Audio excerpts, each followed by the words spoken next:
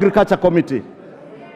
A committee of this House is looking into the probate value of all the issues that were presented before that committee and is undertaking an inquiry into this matter. If I was the Honorable John Wamboka, I would have been patient to wait for the Agriculture Committee's inquiry to get substantive evidence that has probate value, evidence that has particulars, evidence that you can use to impeach a CS. Otherwise, what he has brought to us, Honorable Speaker, here is not even worth the paper published on these newspapers and the articles he has presented before the House.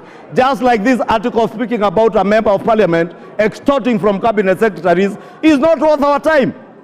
We should then not be wasting our time. Molo, what is, Honorable Speaker. Order.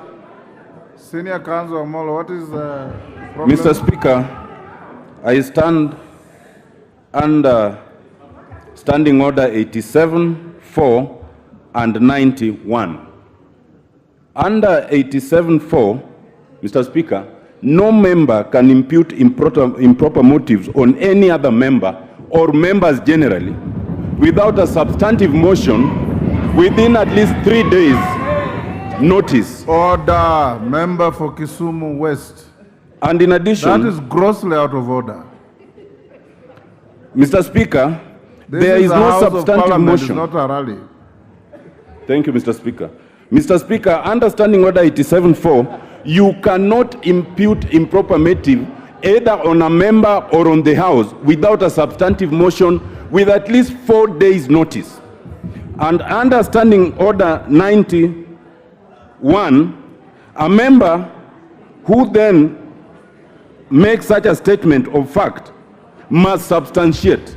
Mr. Speaker, the leader of majority has just imputed that this House extorts from members of the cabinet. It does not matter that he's referring to some newspaper cutting which has not been tabled and which we do not know, and which he can also therefore not properly refer to.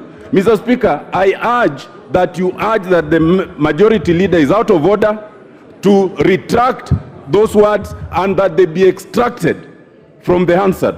Because anyone listening might actually think that we are tacitly admitting and approving those falsities. Thank you, Mr. Speaker.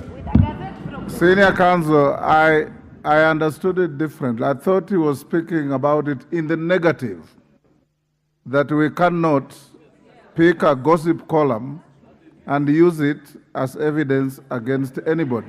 So as a matter of fact, order, as a matter of fact, the way I understood is that he's saying a gossip column cannot be a statement of fact, and that no member has extorted anybody unless there is evidence. So you are saying the same thing as far as I understand. Order. Carry on, Majority Leader. Order. Thank you, Honorable Speaker. And indeed, Honorable Speaker, you have captured it very well. And the point I was making, Honorable Speaker, for the benefit of the Honorable Tiende Amolo, in fact, I used my own example, and probably that of the Honorable John Wamboka, Honorable Jack Wamboka.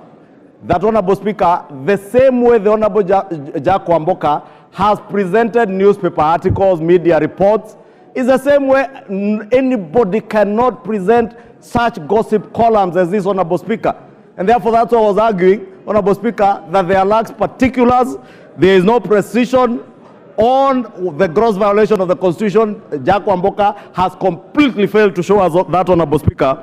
Honorable Speaker, I was on the point of whether this particular motion is a decoy to derail the substantive inquiry that is before this House by a committee of this House, Honorable Speaker. And I want, Honorable Speaker, to humbly submit that I find this motion as a decoy, as such decoy, to make sure that we hide those who are ultimately culpable by derailing the Committee for Agriculture from doing its work. And I want to encourage members of the Agriculture Committee to get to the bottom of this fertilizer issue, Honorable Speaker. Ensure that the inquiry pinpoints to us those who are ultimately culpable. And that is why, Honorable Speaker, I was saying, if I were the Honorable Jack Wamboka, I would have been very patient to